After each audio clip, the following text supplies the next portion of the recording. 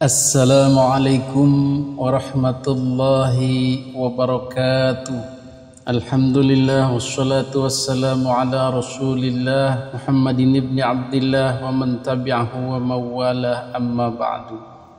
Hadirin para netizen yang dimuliakan Allah subhanahu wa ta'ala, pada kesempatan kali ini kita akan mengenang Gus Dur atau Kiai Haji Abdurrahman Wahid. Beliau adalah putra daripada Kiai Haji Abdul Wahid Hashim dan Nyai Solihah, dan beliau lahir di Jombang, Jawa Timur 7 September 1940. Beliau adalah cucu daripada pendiri NU Kiai Haji Hashim Asy'ari atau Mbah Hashim, dan beliau meninggal pada 30 Desember 2009. Dan panggilan Gus Dur adalah panggilan warga Nahdliyin, karena Gus itu panggilan dari para santri untuk anak kiai. Gus atau Tong gitu kan, atau Le tapi khusus anak kiai, atau kalau di sini AA atau Ang dan lain-lain. Kemudian Durnya itu adalah dari Abdurrahman, jadi Le Dur, Gus Dur. Jadi kehidupan Gus Dur ini, keluarga besarnya, kemudian cara pandangnya, cara berfikirnya adalah NU. Jadi kalau mau lihat NU, ya lihatlah Gus Dur. Memahami cara pandang Gus Dur berarti memahami cara pandang NU. Begitu kira-kira. Terlepas dari banyak hal-hal kontroversial dari Gus Dur, yaitu karena kita belum memahami betul bagaimana filosofinya, bagaimana cara merunut logikanya. Karena kadang-kadang Gus Dur menggunakan bahasa-bahasa hakikat. Hadirin yang dimuliakan Allah subhanahu wa ta'ala, saya pun pernah tidak suka dengan Gus Dur. Aneh, tidak sesuai Islam, dan tidak ada kontribusinya buat Islam. Itu terjadi ketika masih menjadi ikhwan PKS atau Wahabi atau Islam ya bersyariah begitulah. Tapi setelah memahami NU kembali, mempelajari NU lagi, mempelajari hakikat beragama plus bernegara Pancasila, hakikat hidup dalam pluralisme, hakikat agama ini untuk apa? Maka disitulah mulai faham dengan NU, mulai faham dengan Gus Dur. Hadirin yang dimuliakan Allah subhanahu wa ta'ala, tentu masih banyak orang-orang di luar sana yang beraliran Islam bersyariah, khilafah Islamiyah, negara Islam, hegemoni Islam, Islam perjuangan, Islam Timur Tengah, Islam transnasional, Islam pergerakan dan lain-lain namanya itu, tentu saja akan berseberangan dengan Gus Dur, karena pemikiran Gus Dur ini sangat menghambat daripada perjuangan mereka. Mereka meneriakan, terapkan syariat Islam, perangi kafir, tunjukkan kehebatan Islam, izzatul Islam wal muslimin. Kemudian dinolkan oleh Gus Dur, dinyehkan oleh Gus Dur, dilumpuhkan oleh Gus Dur. Negara Islam tidak perlu, kafir tidak usah diperangi, bahkan harus didekati dan lain-lain. Jadi mereka melempem semua, tidak bisa tegang lagi, langsung melehoi.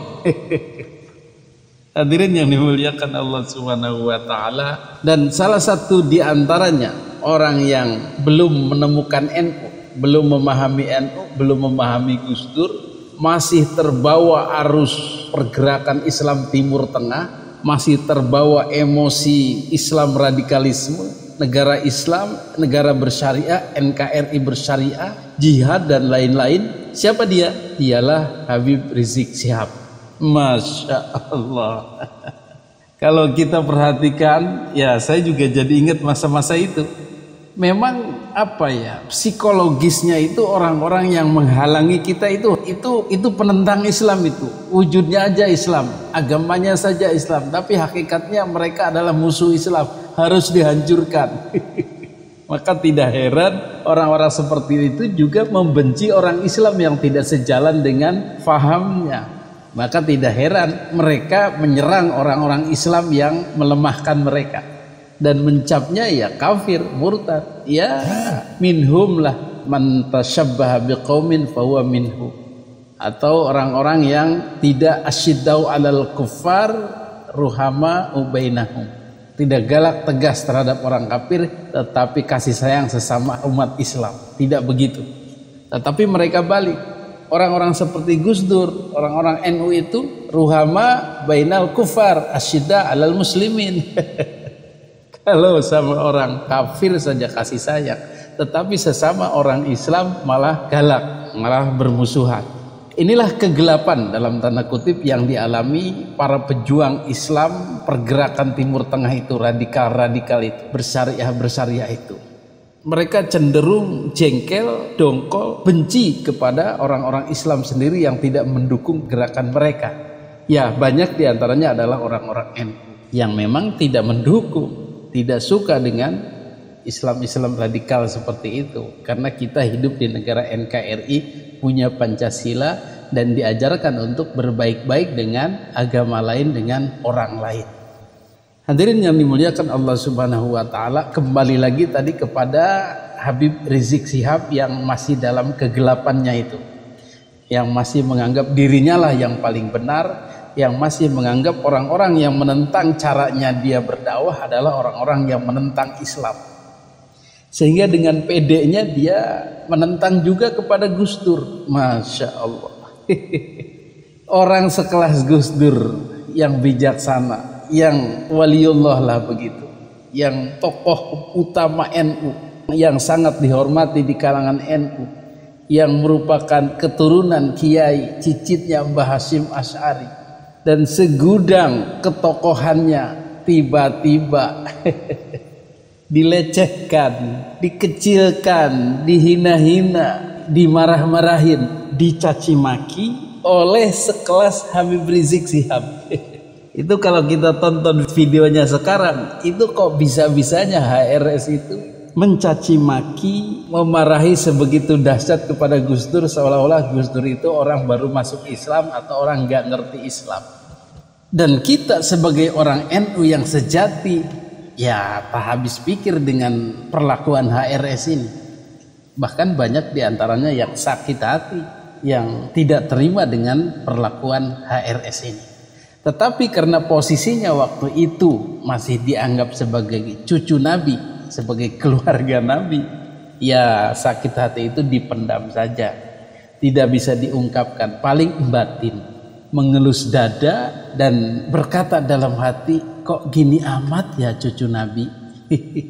Maka terlalu sekali kalau ada orang bernyanyi, bersolawat, Habib Rizik gurune NU, Habib Rizik idolane NU. Masya Allah, orang yang sudah menghina-hina Gus Dur dijadikan guru, dijadikan idola, nehi-nehi meregehese. Siapa yang menyanyikan itu? Ya koncon HRS sesama Ba'alwi Bib Syekh itu. Dan alhamdulillah akhirnya muncullah Kiai Haji Imaduddin Utsman Al-Bantani yang melakukan penelitian menjelaskan bahwa Ba'alwi termasuk Habib Rizik Syihab itu bukanlah cucu Nabi. Maka dengan munculnya Kiai Haji Imaduddin ini, warga Nahdliyin yang sudah dongkol tadi, yang sudah sakit hati tadi kepada HRS, berbondong-bondong mendukung Kiai Haji Imaduddin, menyetujuinya dan merasa berbangga. Dan kemudian akhirnya tumpah ruahlah unek-unek yang selama ini dipendam, sakit hati yang selama ini dipendam kepada HRS. Oh iya, ternyata dia bukan cucu Nabi, pantesan ngomongnya begitu, berani sekali sama Gus Dur. Itulah manusia, merasa berani akhirnya jungkir balik hidupnya. Hadirin yang dimuliakan Allah Subhanahu wa taala, ada satu kegilaan yang ternyata luput dari pantauan kita, dan ini saya dapatkan dari Adha Channel ya. Apa itu? Ternyata saking beraninya HRS kepada Gus Dur itu sampai nantang mubahalah, nantang dilaknat oleh Allah, dikutuk oleh Allah siapa yang salah, siapa yang benar. Saya tantang Gus Dur untuk mubahalah. Gus Dur silakan ajak anak dan istrinya. Saya akan ajak anak istri saya. Kita bersumpah di hadapan Allah. Siapa yang benar diberkahi Allah, dan siapa yang salah di antara kita dikutuk, dilaknat, dan mati dalam keadaan hina. Jadi saya tantang Gus Dur untuk mubahalah. Ayo, kalau memang Gus Dur berani merasa dirinya benar, mari kita mubahalah. Gus Dur, kau bawa kau punya istri, kau bawa kau punya anak, saya akan bawa saya punya istri dan saya punya anak. Buktikan di hadapan Allah untuk kita saling bersumpah. Saya tantang Gus Dur untuk mubahalah. Kalau Gus Dur benar, saya dan keluarga yang dikutuk oleh Allah mati dalam keadaan hina. Tapi kalau saya yang benar, maka Gus Dur, istri dan anak akan dikutuk oleh Allah dan mati dalam keadaan hina. Sampai segitunya loh, karena terlalu percaya dirinya tadi. Bawa keluargamu, anakmu, istrimu, tantang mubahalah. Siapa yang benar di antara kita? Kalau yang benar berarti hidupnya berkah, yang salah dikutuk, matinya dalam keadaan hina dan lain-lain.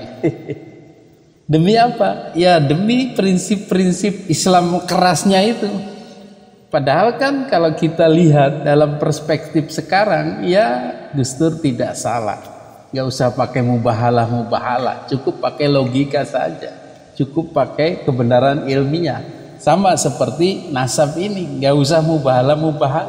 Mana di antara yang benar? Ya tidak bisa begitu. Ya Pak Alwi bukan keturunan Nabi, sudah ilmiah, tidak perlu mubahalah. Hadirin yang dimuliakan Allah Subhanahu wa Ta'ala, itulah bahayanya punya pemikiran radikalis, punya pemikiran Islam sentris atau Islamis, atau menginginkan syariah Islam, negara Islam, khilafah Islamiyah atau NKRI bersyariah. Sehingga orang-orang yang menghalangi jalannya itu akan dilabrak, akan ditentang, bahkan diperangi siapapun dia. Jadilah dia berani kepada siapapun. Ini kan ngawur. Bagaimana nasib mubahalahnya HRS ini? Apakah manjur, mandi? Ternyata tidak.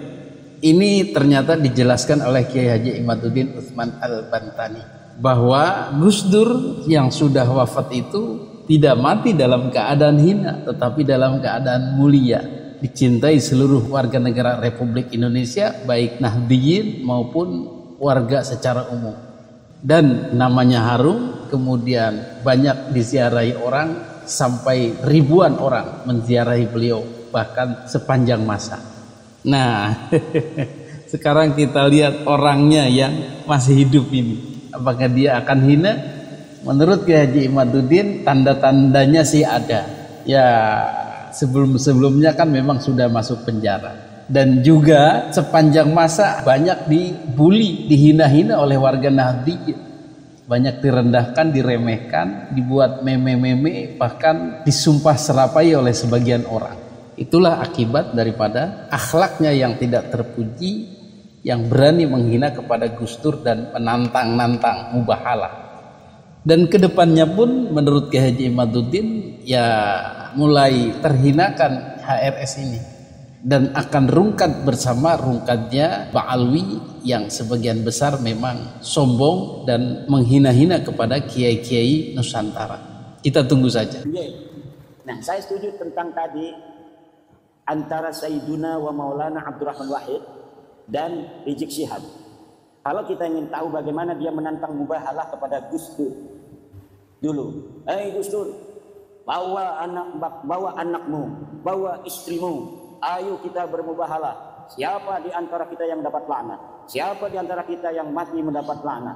Kalau saya dalam kebenaran, maka kau akan mati mendapat laknat. Kalau kau dalam kebenaran, saya dan keluarga akan mendapat laknat. Mati dalam su'ul khatimah katanya kan? Mati hina dina. Gus Dur sudah meninggal apa belum? Gus Dur sudah wafat. Dan dunia menyaksikan Gus Dur wafat dalam keadaan mulia.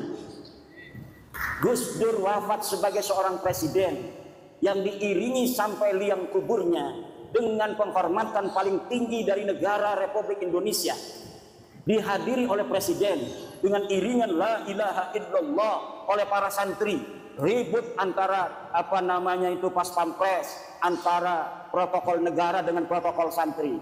Pas pampres pengennya pakai dar santri ya ilah ilallah, ngacak semuanya, pengen menghormati Gus Dur untuk terakhir kali. Ketika dia sudah ditanam, sudah didafnu, kemudian mulai dari dia itu dikubur, doa-doa suci dari masyarakat untuk dia sampai hari ini tidak pernah berhenti. Ini menunjukkan Gus Dur radhiyallahu anhu wafat dalam kemuliaan. Ketika hidup dia hidup dalam kebenaran, menegakkan kebenaran, dan ketika wafat dia wafat husnul khatimah, wafat dalam keadaan mulia. Sekarang tinggal musuhnya yang mubahalah itu.